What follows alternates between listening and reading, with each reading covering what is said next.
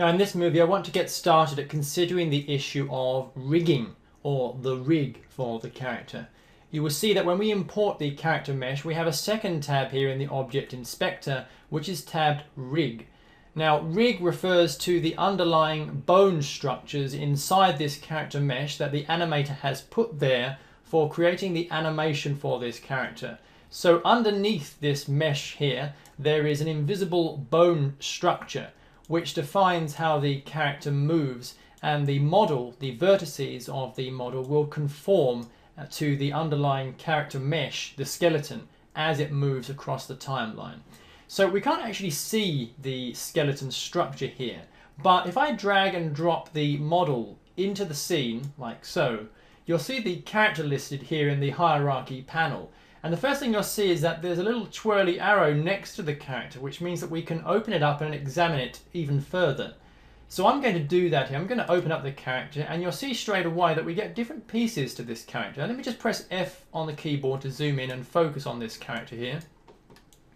So we get different pieces that we can see in the hierarchy panel. We have the clothes for this character, and that immediately creates a separate selection for the clothes. We have the hair, we have the skin, we have this what's called a reference base. This is an object that's been named by the animator in the scene.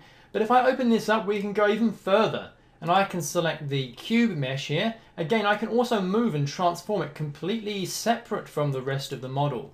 But now if I dig down further into root base, we begin to access what is known as the skeletal structure for the mesh. So again, I can twirl this open and we get hip, we get spine, and again I've got more spine bones. I've got a hip bone, a femur bone, a knee bone, and these all correspond to different parts and joints on the model.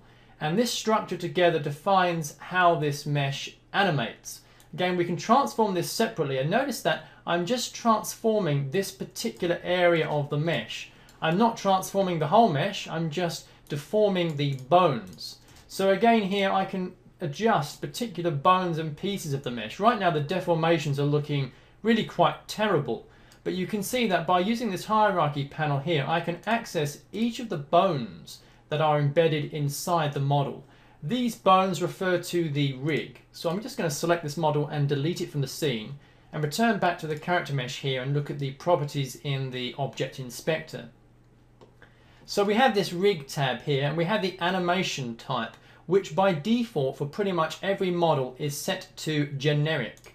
Sometimes it may be set to legacy and maybe even to none.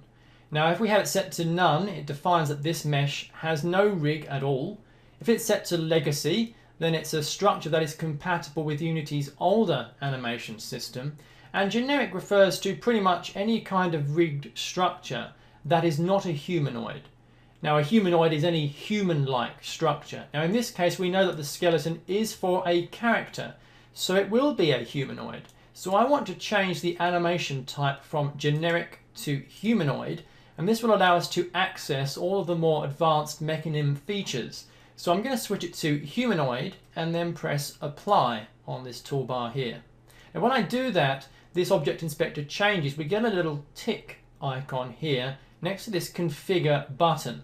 If this tick icon appears, it means that Unity has gone through the bone structure of this mesh and it has managed to determine that it is indeed a humanoid skeleton.